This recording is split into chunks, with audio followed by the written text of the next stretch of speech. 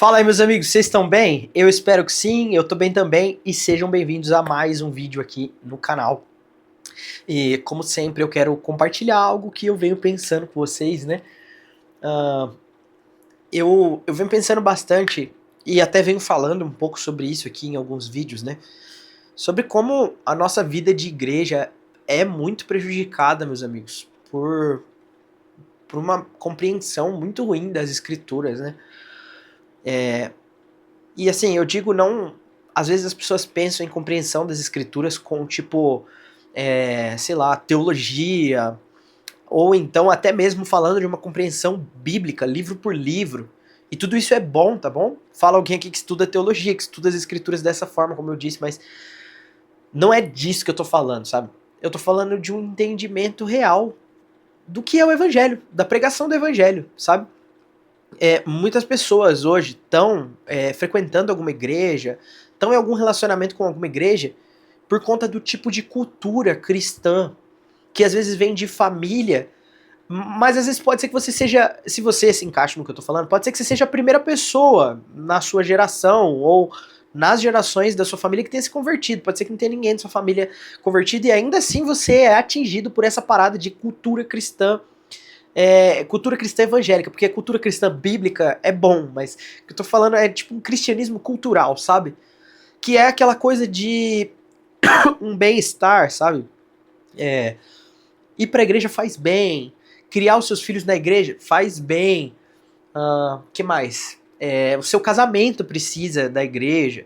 Todas essas coisas são boas e é bom que a igreja preste esse tipo de serviço. E eu não espero outra coisa, né? Eu espero que os crentes saibam viver de um jeito que represente mais princípios, né? Princípios morais do que os descrentes. E apesar disso nem sempre acontecer também. Mas o que eu tô querendo dizer é que as pessoas muitas vezes reduzem a fé a essas coisas. Tipo, uma coisa que eu lidero jovens e adolescentes aqui na minha comunidade, e o que eu vejo acontecer bastante, né? Não só aqui, mas por lidar com jovens e adolescentes, eu conheço muitos jovens e adolescentes de muitas comunidades, e isso se repete sempre, que é basicamente assim: os pais querem os seus filhos envolvidos com os jovens e adolescentes da igreja. Eles querem os seus filhos envolvidos com leitura das escrituras também. Eles querem os seus filhos cumprindo bons princípios morais. Mas aí, de repente, o que acontece?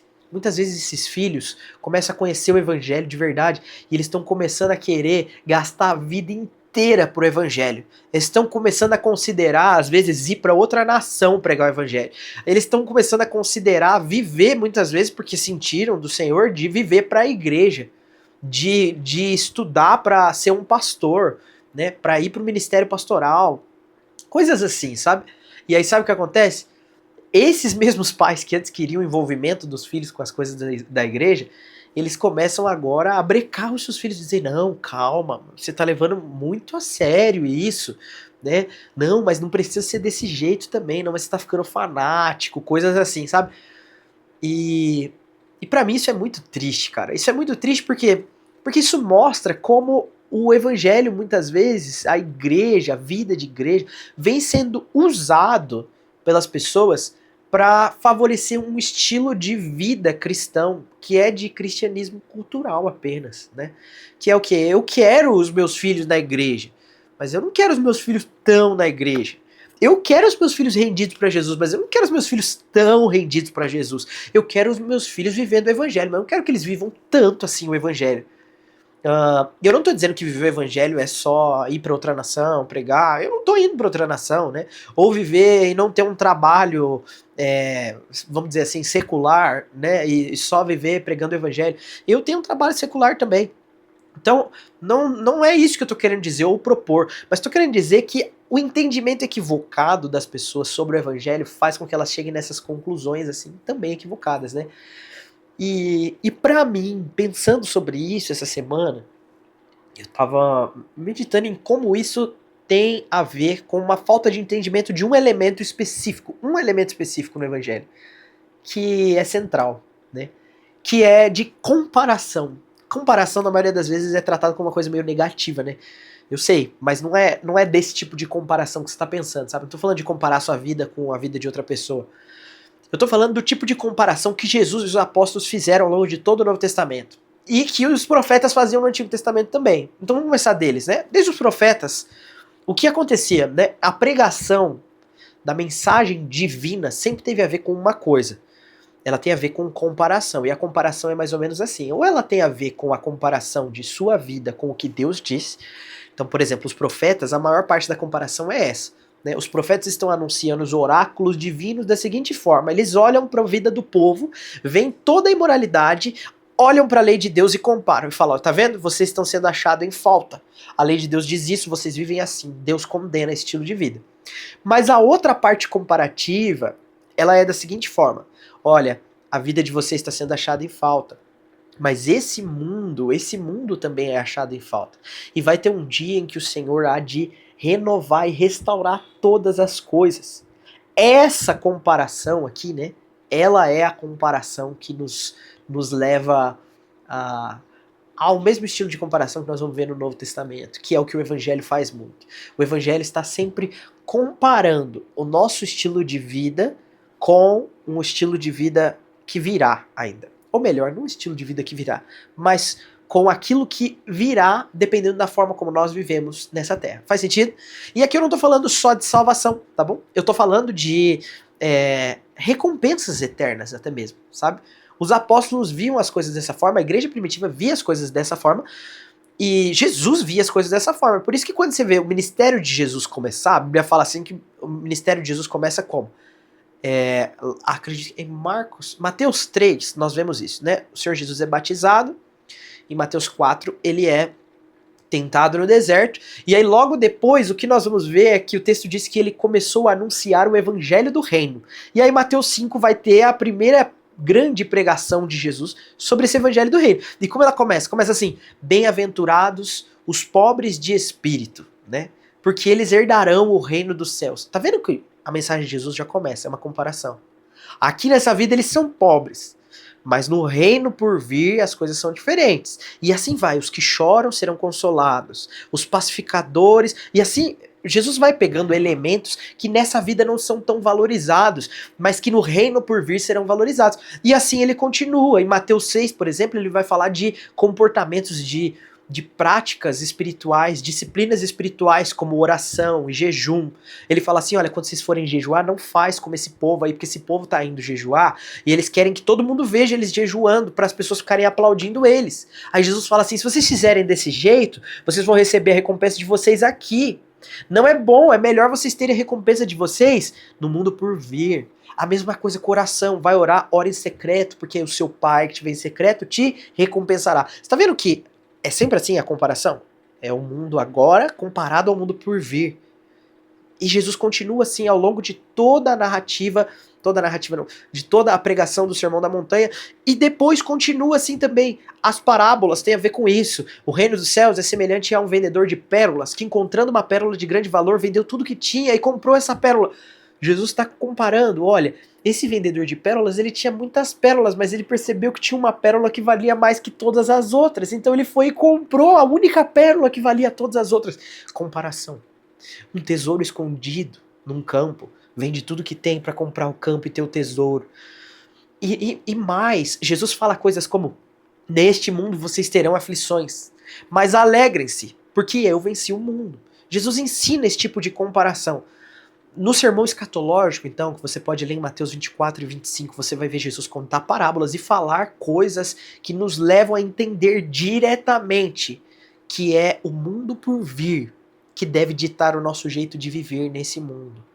E é aqui que eu digo para vocês, meus amigos, uma compreensão equivocada dessas coisas vai levar as pessoas a viverem cristianismo apenas culturalmente, ou seja, as coisas que nos interessam. Muitas vezes, seu espectro político te aproxima dos princípios morais cristãos e você pensa que isso é ser cristão.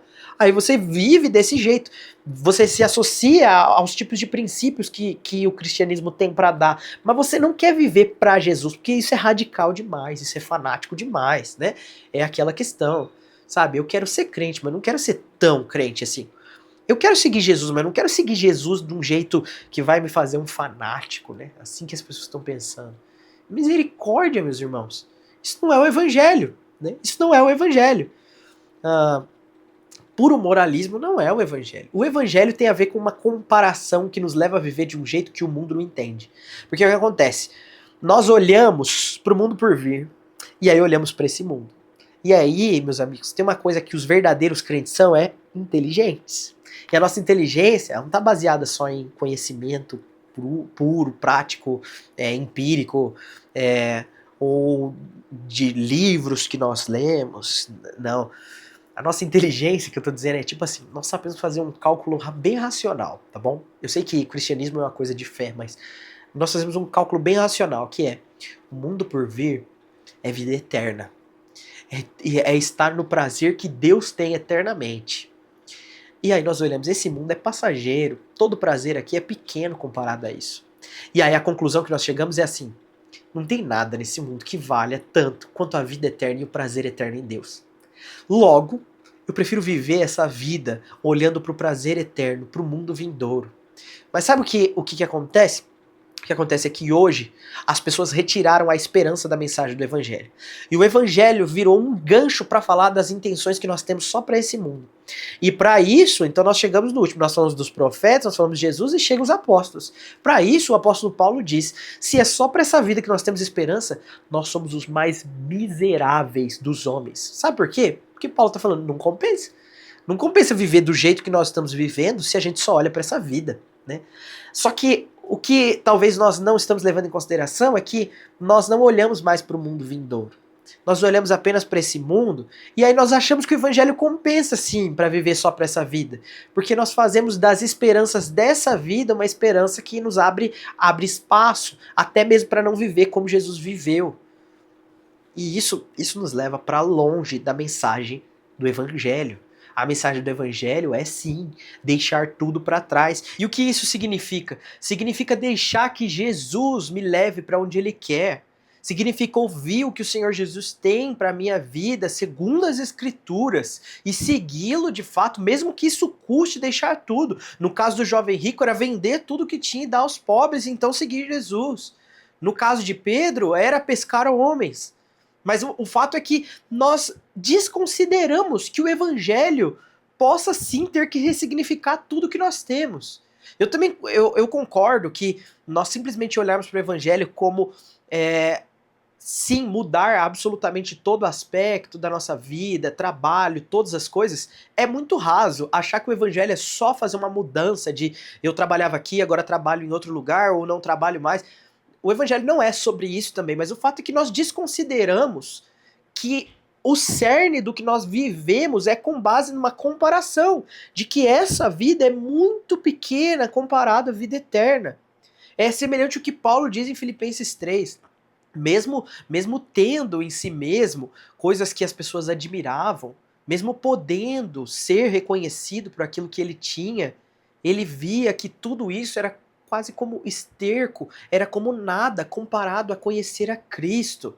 E aí a gente pensa, mas ele estava falando só de contemplar Jesus. Ele termina essa passagem dizendo, eu quero conhecer a Cristo e o poder da sua ressurreição.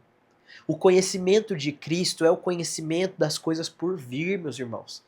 E talvez por a gente estar tão raso em escatologia, talvez também por cultivar visões escatológicas de que a gente simplesmente vai a qualquer momento escapar daqui, faz com que a gente foque no máximo, no tudo que a gente tem aqui para conquistar, fazer riquezas, juntar tesouros nessa terra.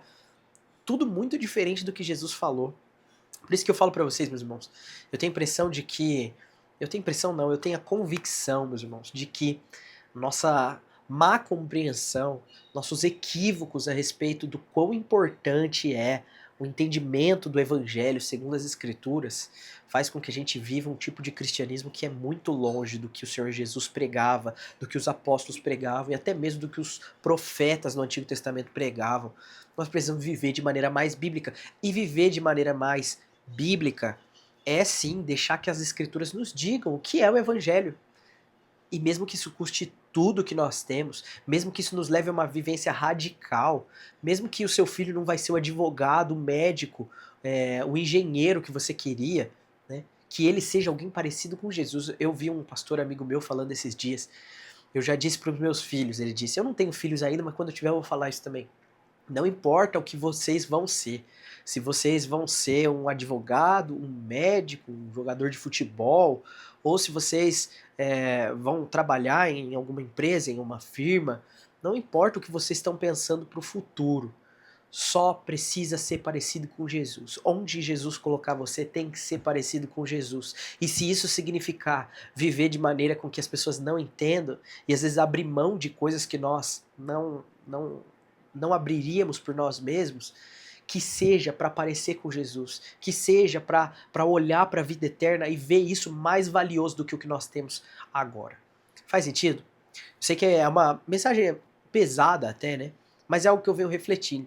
Eu fico sempre pensando na possibilidade, meus irmãos.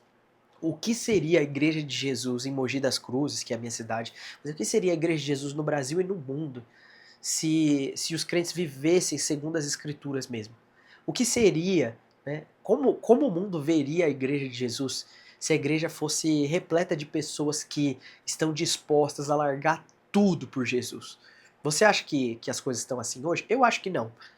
Mas é por isso que nós precisamos pregar o Santo Evangelho de Jesus, vivê-lo e assim ter pessoas que veem como nós vivemos o Evangelho e poderem se sentir atraídas por Jesus também. Lembra que a mensagem do Evangelho é uma constante comparação desse mundo com o mundo por vir. Beleza? Espero que você tenha entendido, espero que tenha feito algum sentido. Comenta aí alguma coisa pra gente conversar, eu tô sempre respondendo os comentários. Se você não é inscrito ainda, se inscreve, você tá esperando o quê, meus amigos? Não falta conteúdo nesse canal, ó. Quase todo dia tem conteúdo aqui no canal. Então se inscreve, ativa o sininho para receber uma notificação quando eu postar um vídeo novo. Se não deu um like ainda, deixa um like, compartilha com alguém. Tudo isso é muito importante pra gente alcançar ainda mais pessoas, beleza? Eu vejo vocês no próximo vídeo. Valeu, falou!